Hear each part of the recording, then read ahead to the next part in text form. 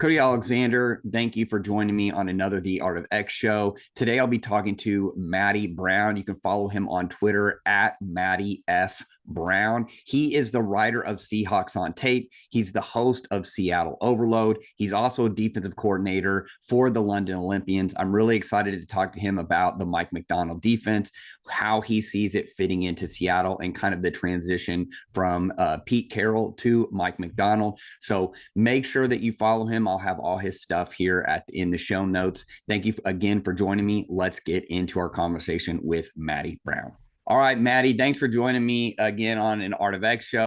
We're talking today about the Seattle Seahawks and their transition under Mike Macdonald. I want to know your overall thoughts on the transition from Pete Carroll to Mike Macdonald. What are your first initial thoughts with this transition? It's an ambitious one in some ways. It's quite exciting because obviously Mike Macdonald was one of the hottest names out there, and being a kind of, I have a defensive preference, so getting like the hot shot coach at defense and watching what he did with the Ravens, how he's able to put all that together, thinking about my takes before the season where I'm thinking, hang on a second, Baltimore, like they look a bit light in certain areas personnel wise, and then seeing how that all comes together, he adds kind of low cost pieces to that and gets it all popping. And like any good play caller, when you're watching it back on the tape, you're like, oh, it'd be really good if they just did that. Or hang on a second, they've got a problem here. No, they don't, because they called in this type of quarters check or whatever.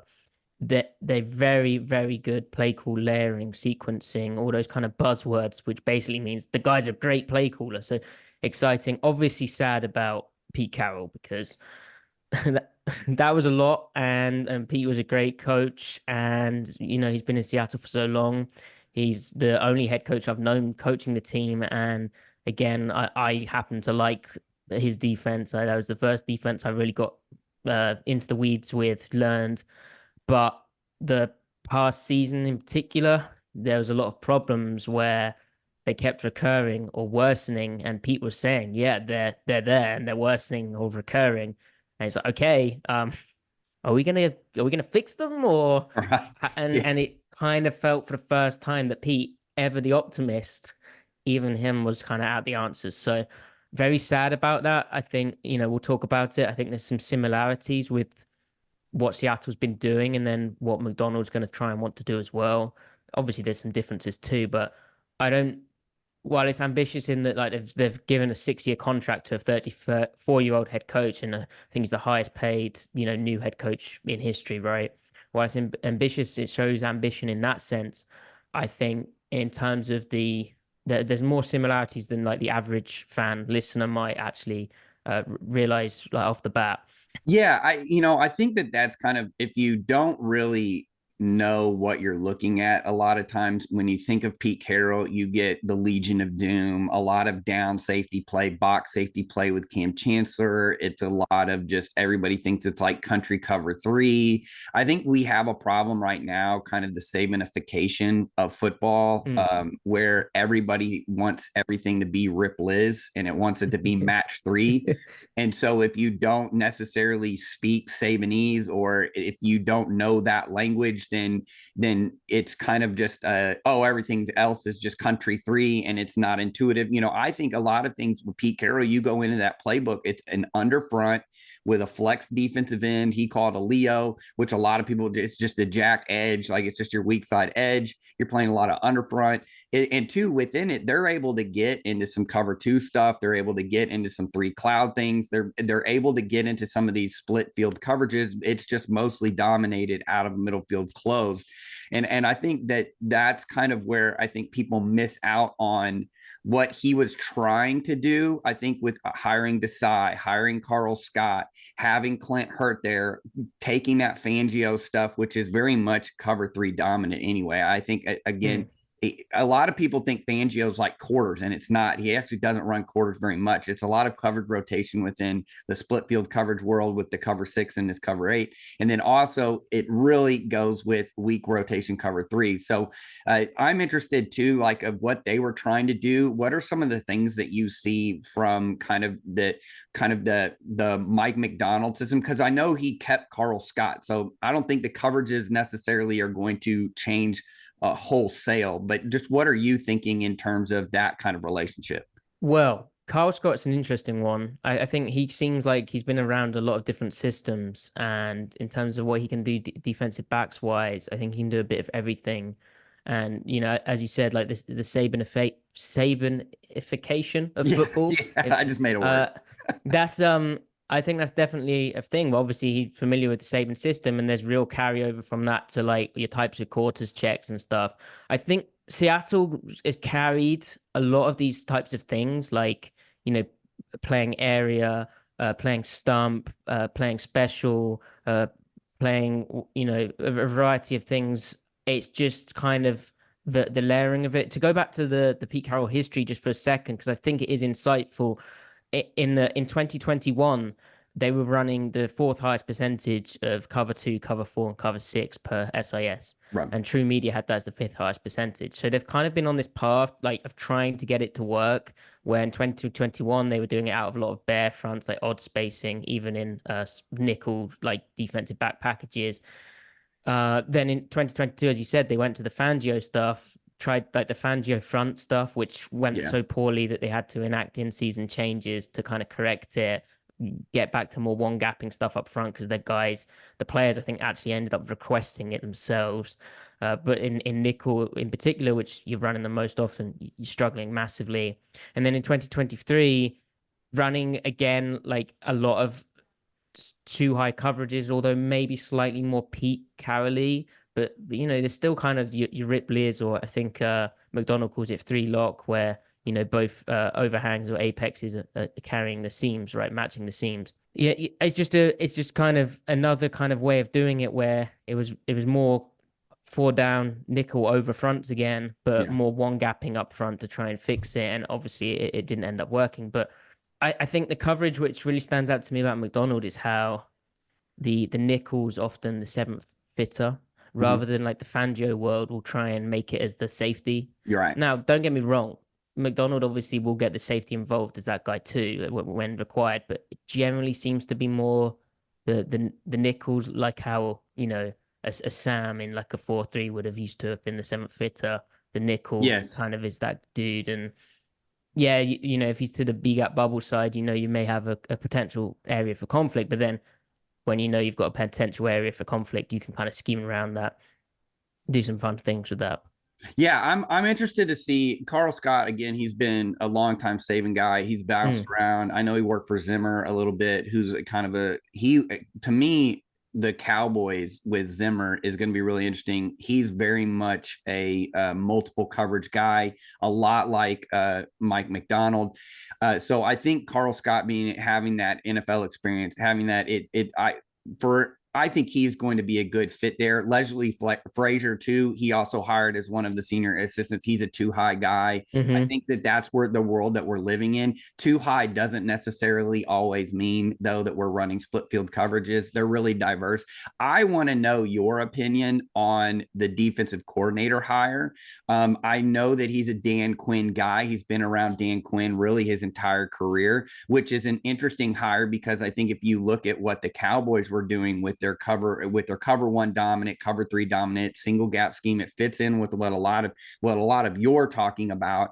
I'm interested to see how you feel like watching that, and then how that might mesh with Mike Macdonald, because I do think Mike Macdonald may not necessarily be the 100% always in the defensive staff room. I just don't think as a head coach that you can do that. I'm interested to see how you think all of this layers in together, knowing the defensive hires. Yes. So Aden Durde, who, by the way, from Middlesex, I'm That's from right. Middlesex, from Britain, was defensive coordinator of the London Olympians. There you go. No, well, actually, that's not correct. He played for the London Olympians. Gotcha. He was defensive coordinator of the London Warriors. But yeah, so we got the UK link that, but yeah, that's a cool hire because one, his story for me, like as a coach in the Yes. UK, that's just inspirational off the bat. But yeah, the Dan Quinn, I think it helps because obviously Seattle will have been using. I mean, Dan Quinn was the guy who came up with all Right. the kind of defensive front techniques way back in 2010, like the names, how they just the language they were using up front. And while they may have changed kind of like year and year, generally, especially as I said in 2023 when they really kind of went back to like over front defense, really, which in 2014, 2015 and onwards, Seattle was doing a lot of. I Right. think that there's some real nice crossover there, which will help language wise. Also, if you look at how the Cowboys played when they were like struggling in cover one and stuff like that, that they kind of back in the day, Seattle would use Cam Chancellor like Yeah. in the strong hook. I mean, Cam was an unbelievable player because you could play him on the edge and like a reduced over, be a big, absolute Right. nasty edge Right. setting Yes. menace, Yes. Yes. like an actual edge defender. Right. Then you could play him like a sky safety in three sky, but then you could play him on the hook on a tight end, and he'd be like a or even in the A gap in a hook, Right. and he'd be like your linebacker. He's just an unreal. Seriously, I don't think people appreciate how his versatility and what he was able to do was massive for that defense because he basically played four different very Right. important positions for each structure and in each family. Now, why I mentioned that is obviously in Dallas they didn't have a Cam, so what they tended to do was it looked like last year they play a bit more, cover four where the quarter safeties the guy coming into Right. the fit. And to make that work, they play a two-eye nose tackle. And what stood out to me was how well the two-eye nose tackle seemed to be coached, which Durde's backgrounds in kind of D-line trenches stuff. I know he's coached a bit of off-ball linebackers as well, and I think that's the position he played for when he went to NFL Europe, and the NFL practice squads. But yeah, he's been a D-line coach in Dallas before he became DC in Seattle, and just the way the front matches with the quarter safety fitting in, that's something that I imagine would have appealed to Macdonald, along with his story, the fact that essentially the two are buying time for the quarter safety to fit into the thing, which is something Seattle was trying to do in 2022, but they were awful at it, and the same with ball fitting inside backers, they couldn't get them ball fitting in the way they wanted. It was just it was really bad run defense. Yeah, I think, and that's so to me, that's the big philosophy kind of schism that we're having right now. You have kind of this single gap, really quick inside linebacker play. Like if you watch the Browns, sometimes it almost looks like their linebackers are literally blitzing, but they're really Yes. not. It's kind of that open window, shut it, kind of what we've learned. Like if you've ever played Little League football, you've had a linebacker coach tell you, if there's an open door, shut it, like, and sometimes you just see and you're like, okay, was that a linebacker plug or are they just fitting? And then you have more of this passive way of playing it, this more kind of the Jenkins effect kind of, I think of playing where we want to knock back, we want to fall back, we're kind of stagnating, we're kind of building a wall, we want to control the line of scrimmage, we want to create natural gaps for the linebackers to be able to kind of slow fit and play through that. And I think when you play multiple coverages and you play a lot of too high shell, you need to slow down the front. And so being able to, playing this where we're constantly in a shade or we're constantly jetting gaps and things like that, kind of like what Schwartz is, his famous comment that he said back in 2016 is like, look, we'll defend the run on our way to the quarterback. So we're just basically jetting everything. We're single gap. If you're going to play like that, that makes a lot of sense. And I think it really is interesting to me how this kind of Macdonald defense, kind of the Fangio system as well, what we're seeing too, a lot of what we're seeing at the Power 5 level in college of these kind of, we're playing more heavy on the guards. We're playing two eye. I know Mentor, who is with Macdonald, talked to me about, we wanted to play a two on the guard and then have a three to the strong side. So we're kind of controlling kind of three with two, letting those edge defenders box and really be more. That's where you're getting that edge rush, because you have to be expensive somewhere. If you're going to be expensive in the pass rush and you're a single gap everything, well, then you're going to have to play a lot of single high coverage. You're going to have to play a lot of cover one, have to play a lot of kind of spot drop cover three so that guys can really fit these gaps fast. If you're not, you got to be able, if you're going to play kind of that lag inside, you're going to have to play kind of a boxing, I call them boxers, right? Your defensive ends are going to have to be wide. They're going to have to box. And that brings in a bunch of different things. So I can see where you've been single gap for years and years and years, and then you try and do this kind of gap and a half technique with inside guys. It's a different kind of technique. It's a different kind of learning system. And how this all marries up is going to be really interesting to me. Yeah, because it's not like they did play with the two or the two eye, whatever you want to call it, the gap and a half on the interior of the line back in, like when I was saying when Cam was playing one of those interior hooks. But in terms of the backers behind not having that, one gap Right. philosophy, that was less prevalent. And I think what you mentioned about accenting the edges, that's how Pete Carroll termed it to me back in 2022. Because I was like, I hang like on a that. second, in 2020, when you're running bare fronts for like 33% of your plays, which that's a lot of plays to Yeah. be in that, right? Yes. You may think that's crazy, but think about it. Clear passing downs generally going to be in even front Right. spacing, right? Right. To run bare fronts of 33% of the plays in 2020, then increase that in 2021. I was like, oh, this is great. It's like their version of the tight front. They've Yep. got a really cool solution. Going through the history of that. Why did they end up running that at USC? And it was to stop kind of mobile quarterbacks, but also to stop so much 11 personnel. And then suddenly I'm like, wow, this is the fix, and it did actually help slow Sean McVay finally for them, cleared things up for the linebackers. So then in 2022, I'm like, why have you just got rid of that basically? He's like, it's to accent the edges because the edges need to be flying off the edge, setting the edge, boxing stuff, as you say, Cody, and kind of being the stars and giving you that pass rush, and the rush for spacing and angles are far more preferable, obviously out of Yes. an overlook. But yeah, tying in that with, as you mentioned, too high doesn't always mean split safety deal. You can be in a too high at the snap and then play like middle field closed, right? You can play Right. cover three, and the eighth guy in the box ain't really in the fit, Right. and that is basically to. I mean, I'd be interested in your thoughts on that. I've always felt it's so that he can play from too high with comfort, so he can just focus on his match or whatnot, and or on his slot, and not have to worry about the run fit. But so yeah, sometimes it feels almost like overkill of, well, hang on, we could get like that guy in the box and have it. We could just one gap this. Um, I've been watching like the structural issues of I've seen it with the Fangio stuff in Seattle, and yeah, they were probably badly coaching it, but and as I've said, I feel Macdonald is less, if he can, he will, if he needs to, especially, he will start getting that safety Yeah. more in the fit. He doesn't overkill it as much, if that's the right way of saying it. But I'm interested in just the structure of. Oh, I don't want to derail the schedule here, but I'm No, interested you're good.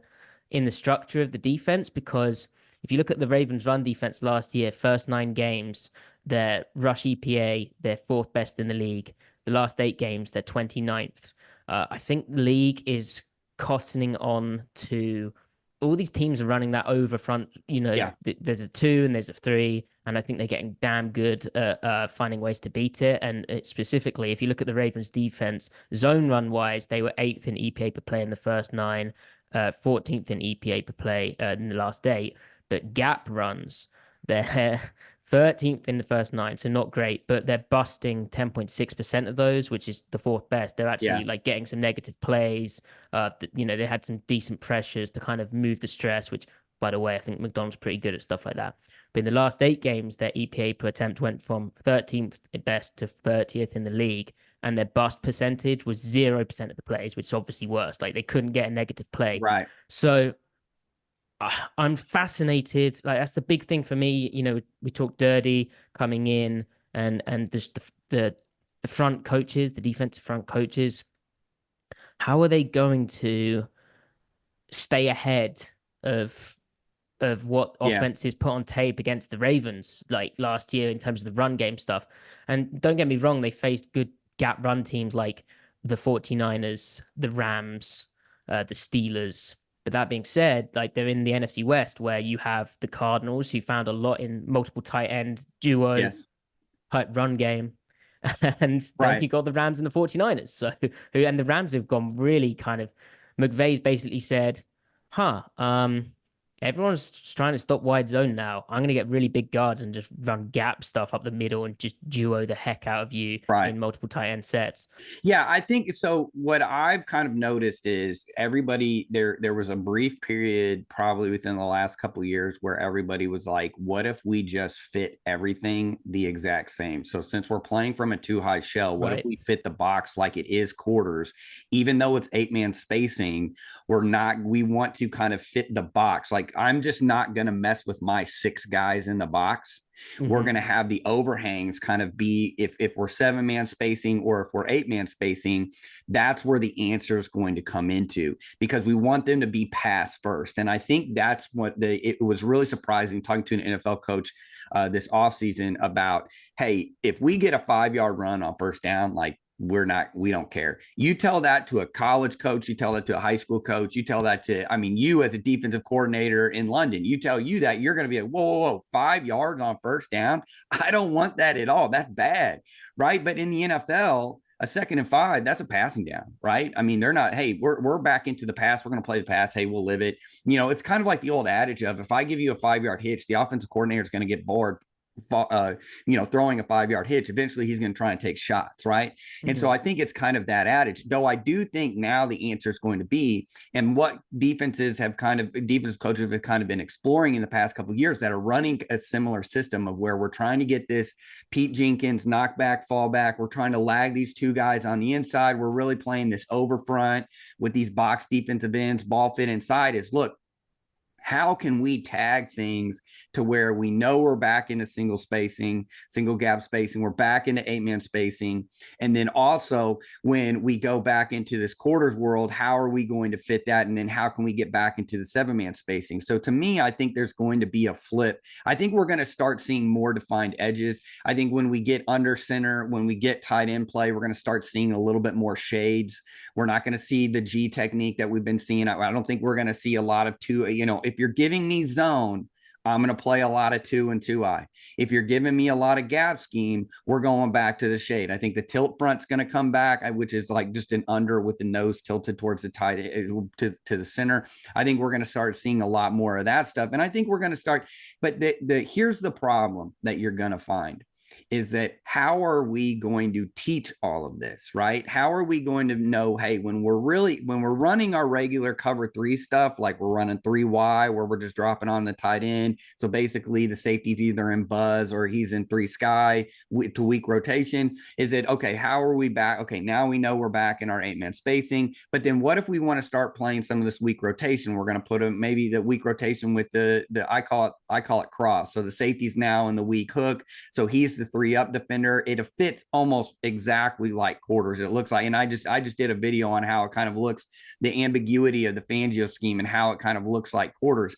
So how can we get those in those terms? What are all the cover structures that we can run? Because at the end of the day, even at the NFL level, these guys are the most elite athletes, but they're still human beings, and you still have to be able to teach all of this through it. So you have to be expensive somewhere, and where those teams decide to be expensive is where I think that's where that's going to lie. And how can we teach the players so we don't have those busts when we flip from 7-man spacing to then 8-man spacing and so on? Yeah, and to circle that back to the coaching, I think that's what Durde, I mean, aside from, as I said, how he's got to the position where he's clearly quite an impressive guy.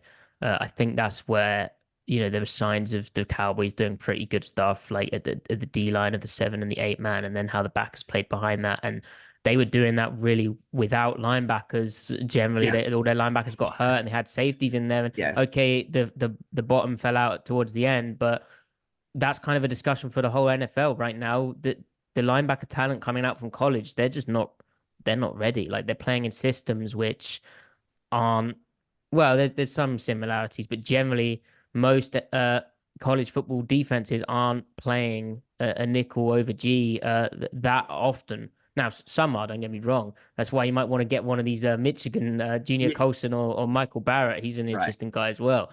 But generally they're not. And I think that's the big challenge. Like you're talking about how they're teaching this. I mean, if you look at Macdonald, what he's done with his hires, he has one guy who's familiar with his work, which is Josh Bynes, who's a defensive assistant linebackers coach, played briefly for the Ravens, but it's his first year coaching. No one else is familiar with Macdonald other than you could say Chris Partridge is coaching outside backers, and I know he was at Michigan, and then I think Right. Yes. think he was the fall guy, Yeah. unfortunately. Yeah. Yeah. He got the axe.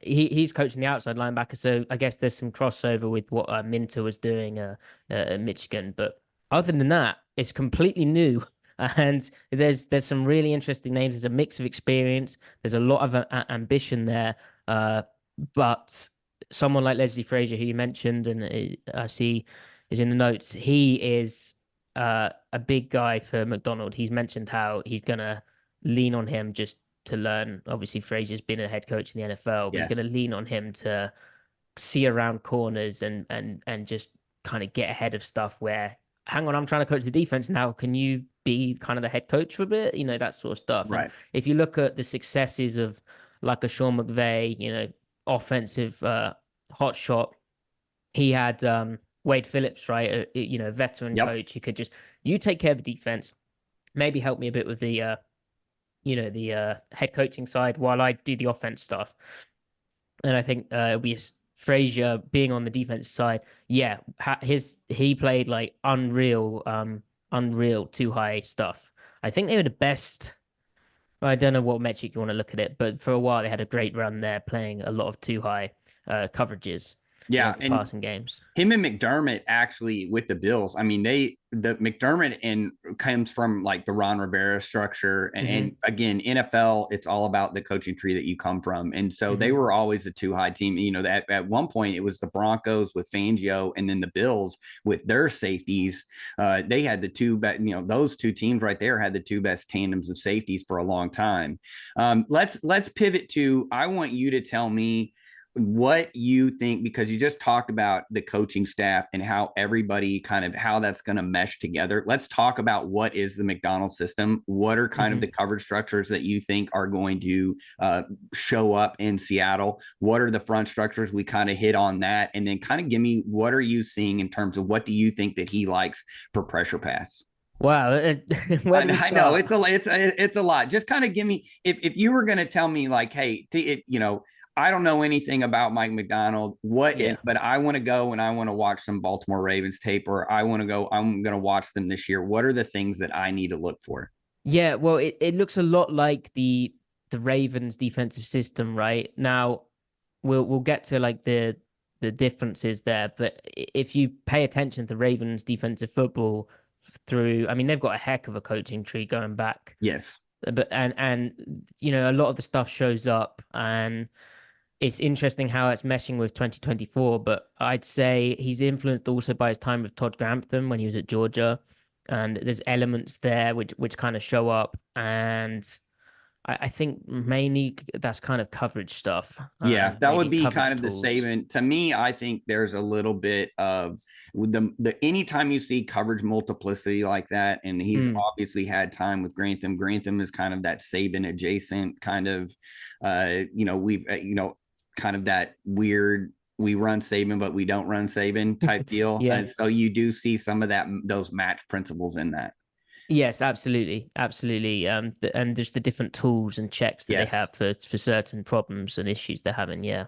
And then obviously, everyone talks about pressure and the fact that they're going to send pressure. Well, that's interesting. In his press conference, his opening press conference, he credited Rex Ryan and Jim Johnson as influences. Jim Johnson, obviously, with the like mug double A gap looks and various things. Like if you want to read about fire zones, Jim Johnson's up there. And don't for basically what the Chiefs are doing with Spagnuolo with the 5-man pressures and running cover 2 behind it. They do it more than anybody else. I think it's like 60% I looked at it, 60% of their pressures, that's Jim Johnson. So Yes. yeah, that I think that all this stuff is like coming back. It's just being retooled for modern times. But anytime that you can mention Rex Ryan, there's that's basically one of the best blitz packages. That's where blitz the formation and all of that stuff comes from. That's the old school 46 bear defense that his dad created. I think that, to me, the blitz stuff is a Rex Ryan, Jim Johnson stuff. That's your too high fire zone kind of stuff. And then obviously with what the Ravens have kind of built over time, I think I call it the new Raven system, because now I think this is like the 2.0 version of that system. And Macdonald is kind of at the forefront of that wholesale change. Yeah, I mean, what always impresses me is when you watch him call plays in terms of how it's like how you play Madden when you're like, Right. well, I need to get pressure here, but for some reason the game's not letting me get pressure. So how am I going to break the game but only send 4 guys at the QB? He's so good at breaking protection schemes down, getting his fourth rusher or whatever on the back, or and we can talk about pressure pass maybe in a second, but. I mean, he said it at the owners' meetings. I think it was 2 days ago now. But he said, if you want to play defense for us, you've got to be able to blitz, man. And that does show up in the. I was listening to him after the 49ers game. He was asked about like double corner blitzes and why why he uses. Like, how does he know when to call that? Why does he use that? I think they've had some success with it in the prior week as well. So it's a hot topic. And he basically, and I'm paraphrasing, but he basically mentions how you kind of have to bring the pressure at some point. Like everyone has to be a threat to come on a blitz. And if you're going to send both corners, and the formation wasn't even that tight, it was a play where Purdy tried to sight adjust.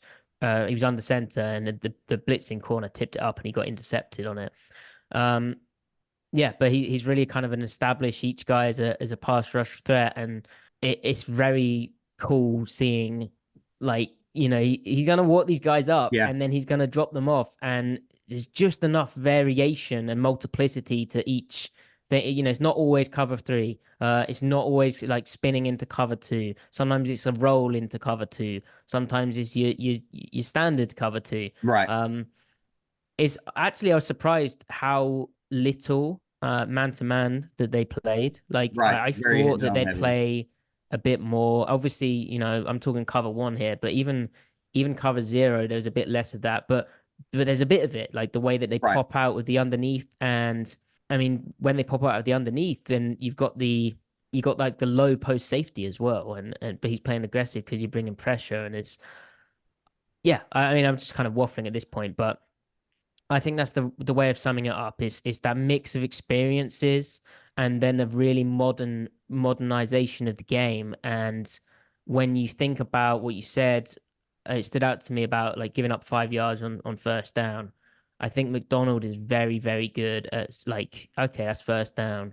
Now, how are we going to approach 2nd and 5? And he has really good that 2nd and 5 to say 7 bracket, where there's kind of it would have been a scary down, but with the way the NFL is, I don't know.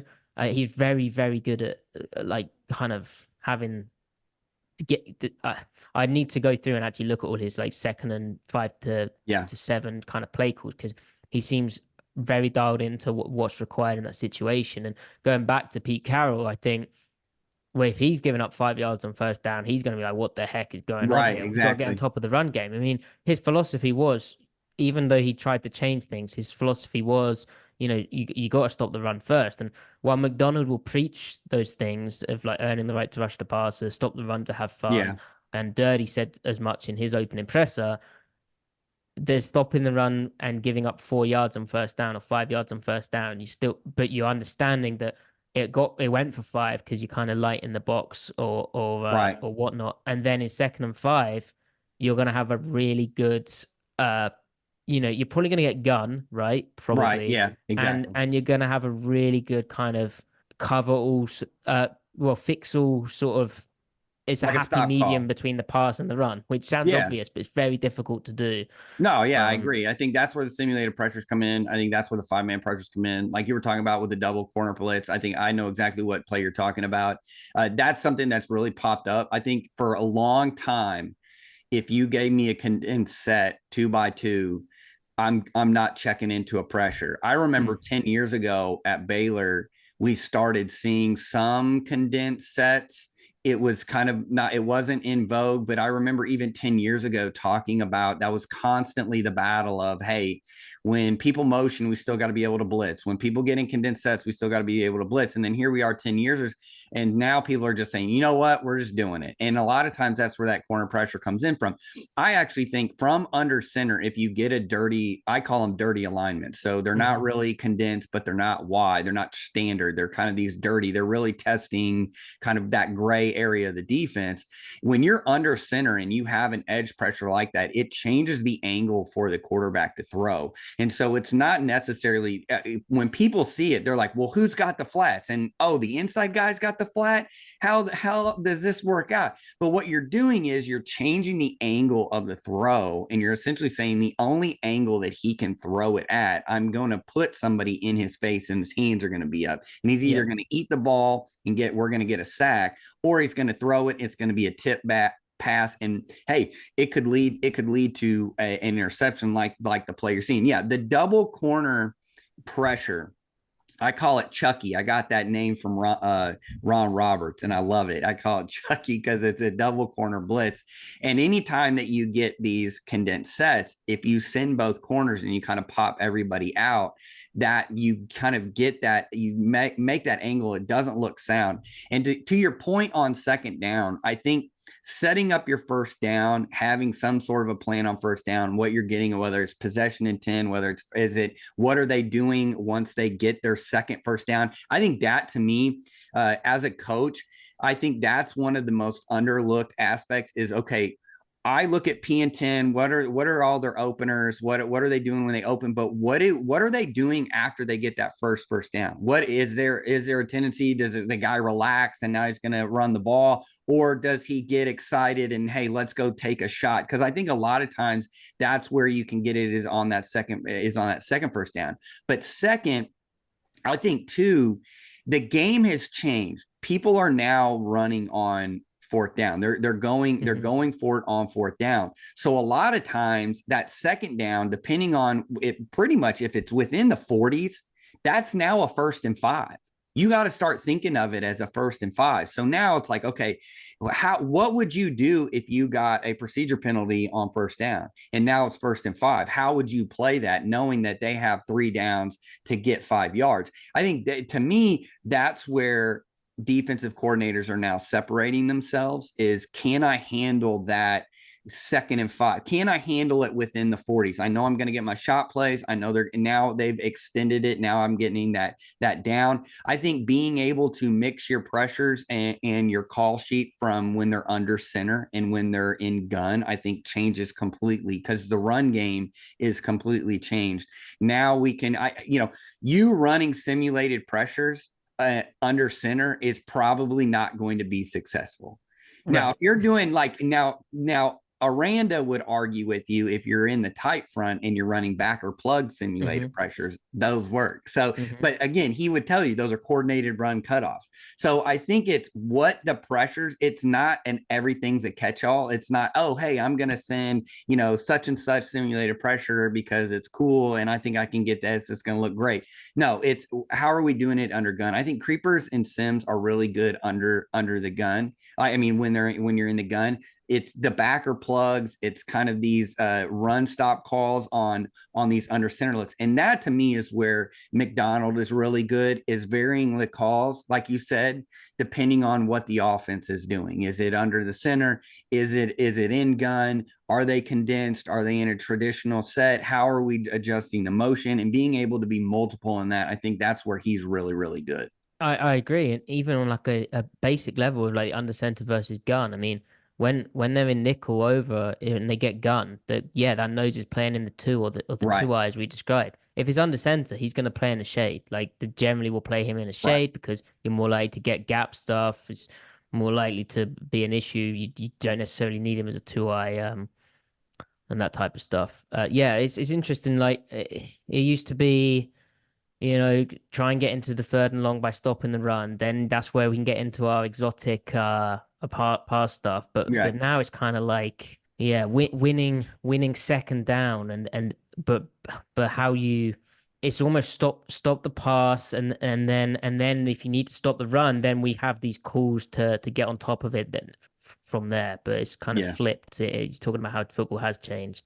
Yeah, it's kind of flipped or has flipped until a team just lines up and goes, we're gonna we're just gonna grind it out, which can happen, but I don't think I think yeah, I think and the NFL has changed in that sense. Maybe yeah. I mean, I'm interested to see the direction of this defense this year and how Fangio ends up doing with the Eagles and Yeah, they finally went out and actually hired him. They've been trying to run the defense. Now they actually, went and hired the guy.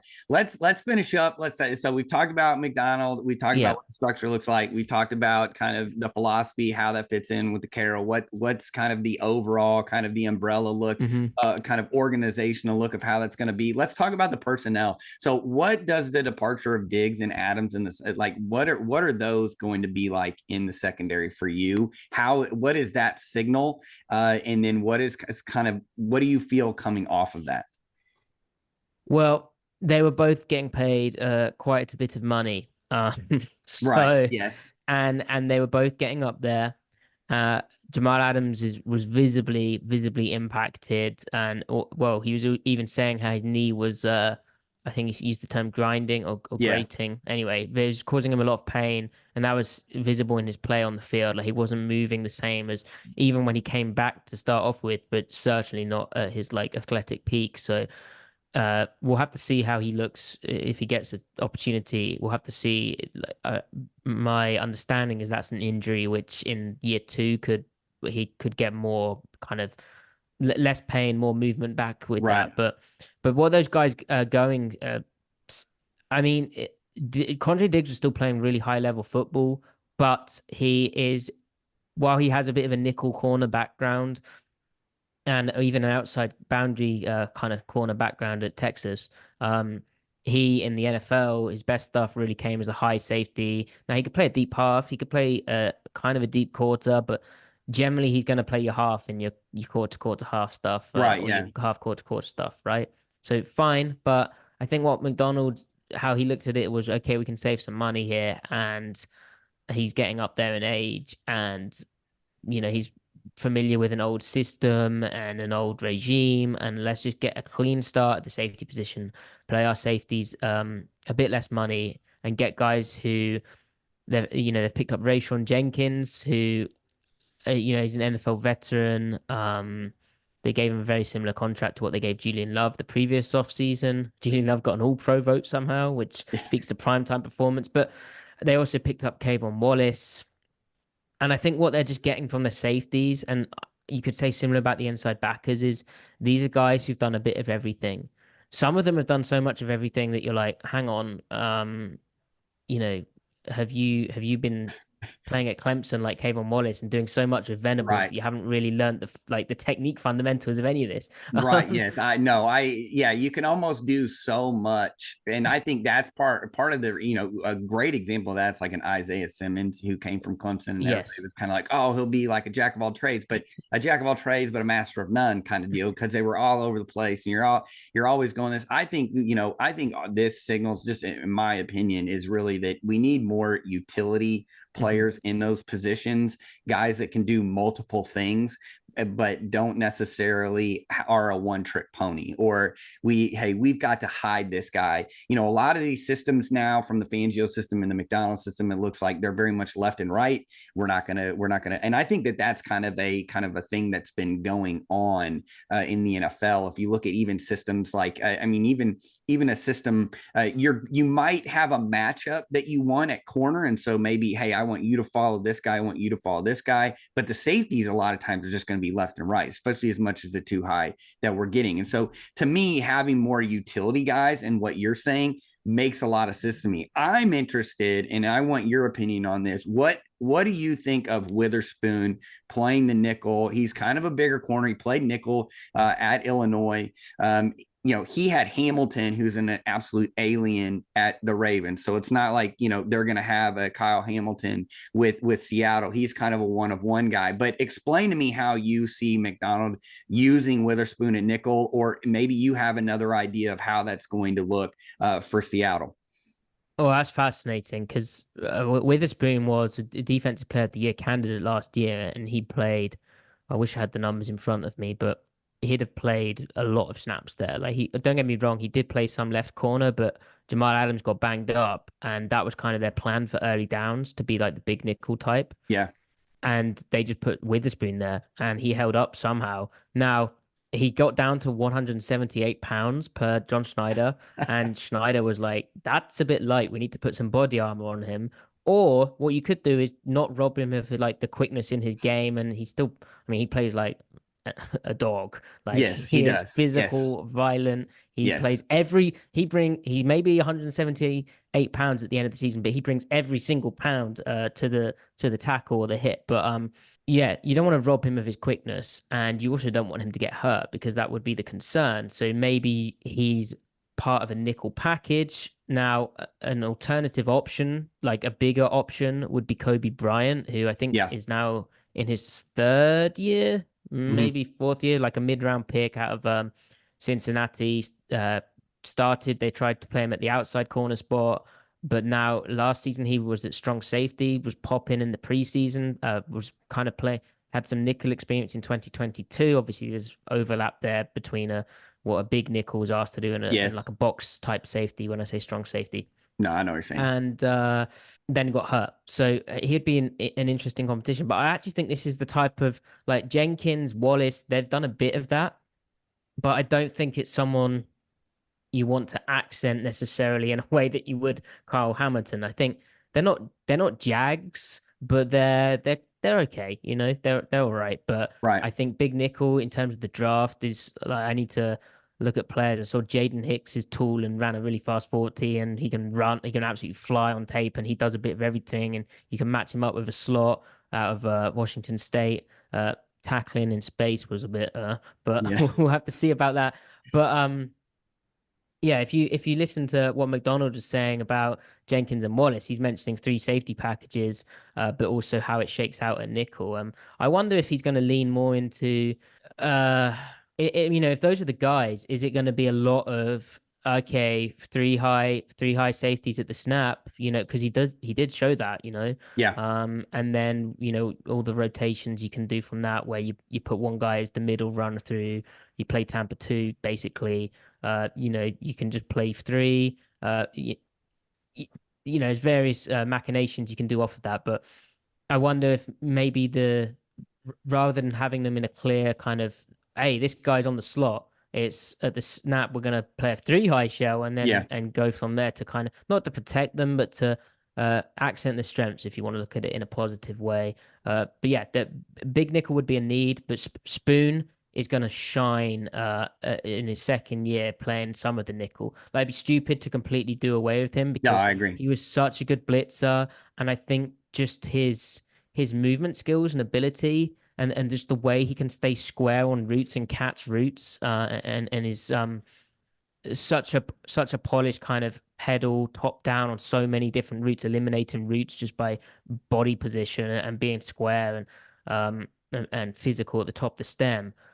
I think he's like, you're talking, he'd be a dream for all types of coverages that Macdonald wants to run. Oh yeah.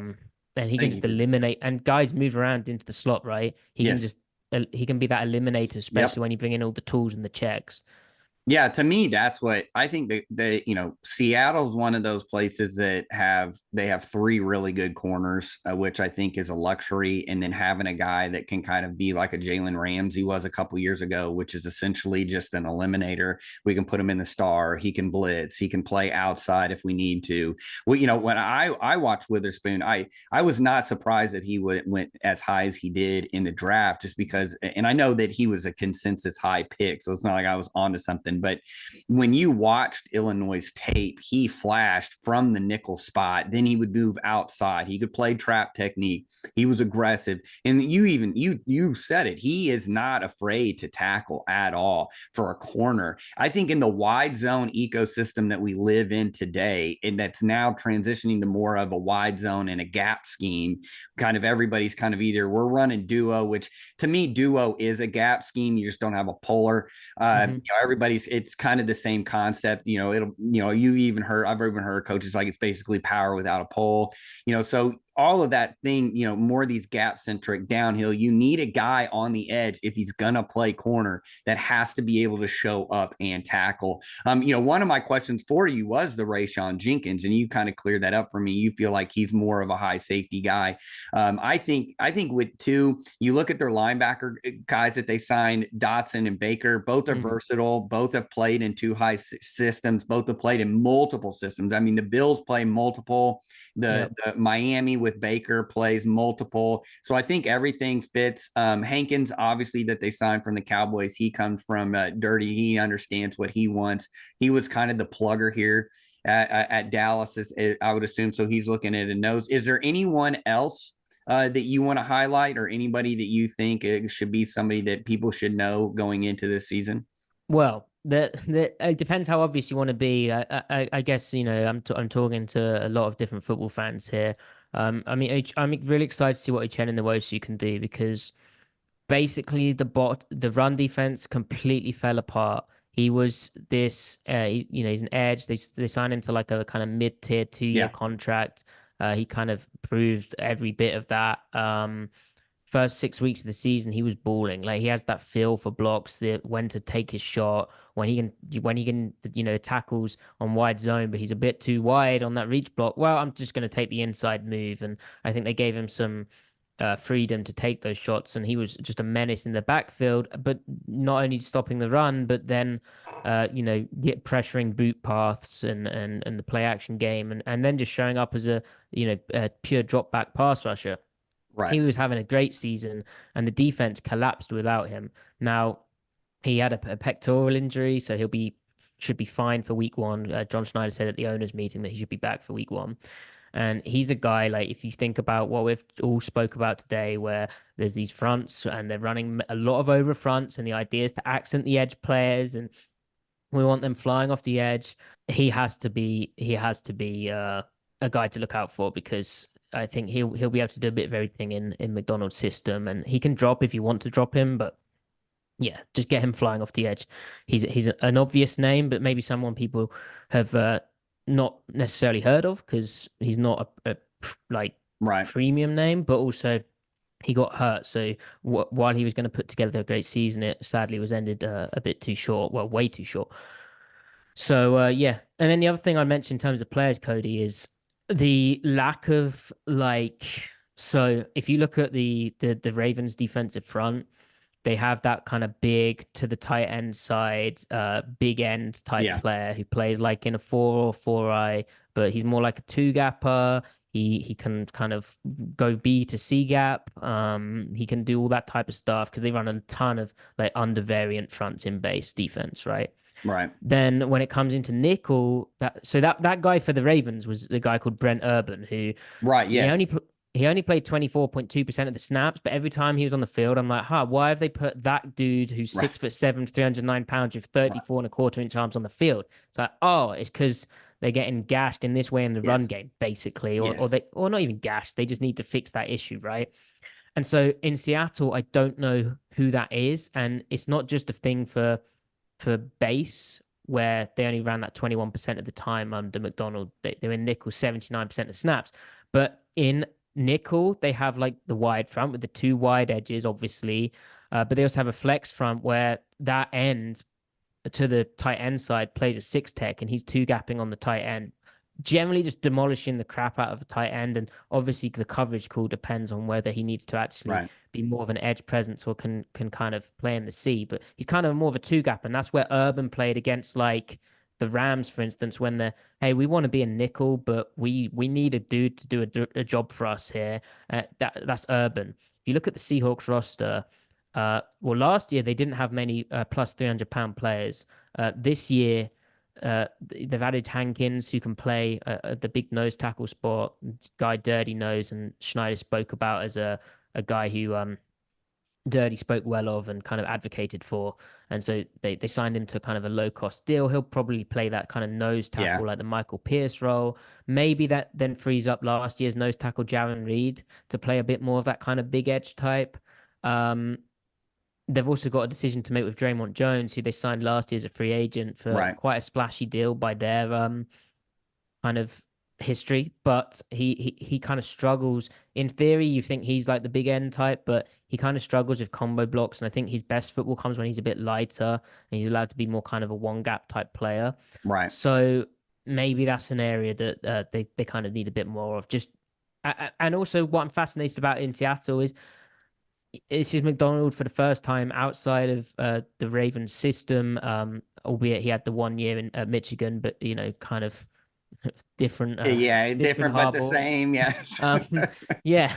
I'm really interested to see like what is he's only 34. What's his Right. ideas? Like what's he gonna do with his new coaches? What are their ideas? What I'm gonna be playing spot the difference. I'm gonna be like, Yeah. so they've done that slightly differently here. Why is that? Is that like a specific game plan thing? Is that like how we're gonna cope with some of the issues which came up last year?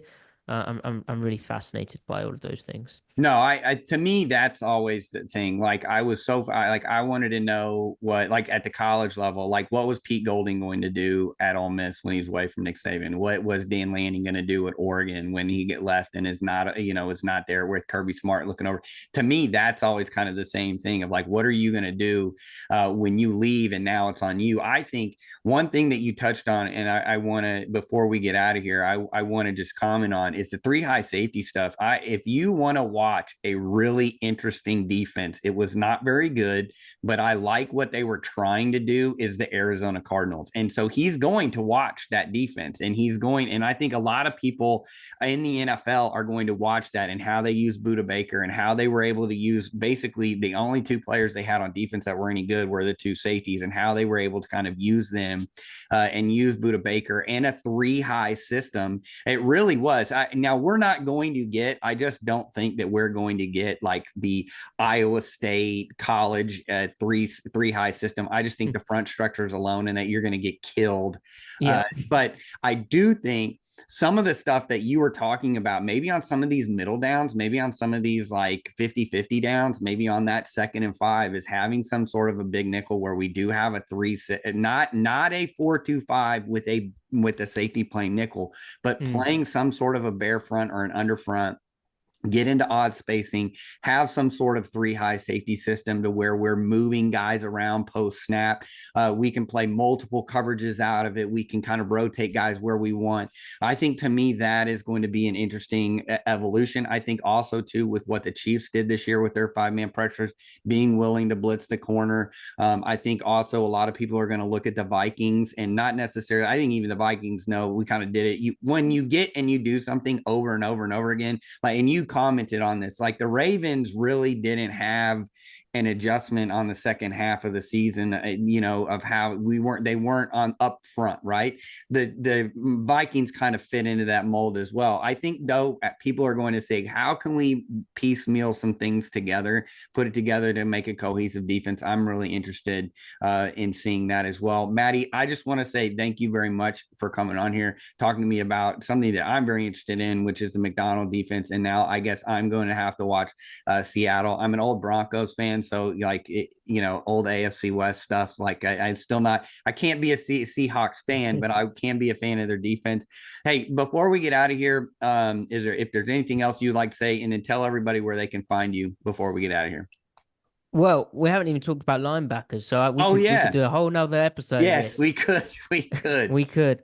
I'll just say, right, really quickly, Roquan Smith, before he arrived, the Ravens defense was 28th in EPA per play over the first 8 weeks in 2022.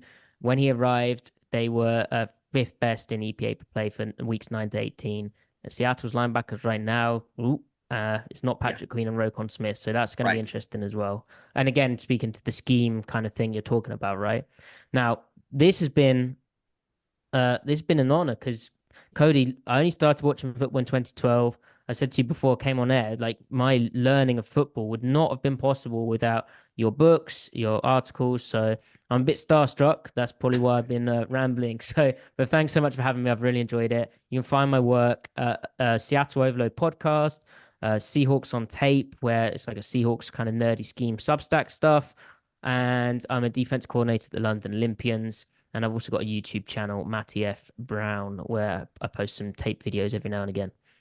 Yeah, and I'll make sure everybody has a link to that. Matty, I appreciate it. It means a lot to me that you even would consider that. There's no need to get flustered when I'm around. I'm just a regular guy that watches way too much film. So I appreciate you coming on. Again, everybody, I will have that linked in below. Make sure to follow Matty everywhere he is. And if you are interested in the scheme, make sure you give him hit the subscribe button wherever he is. I appreciate everybody, and thanks for coming on another The Art of X show.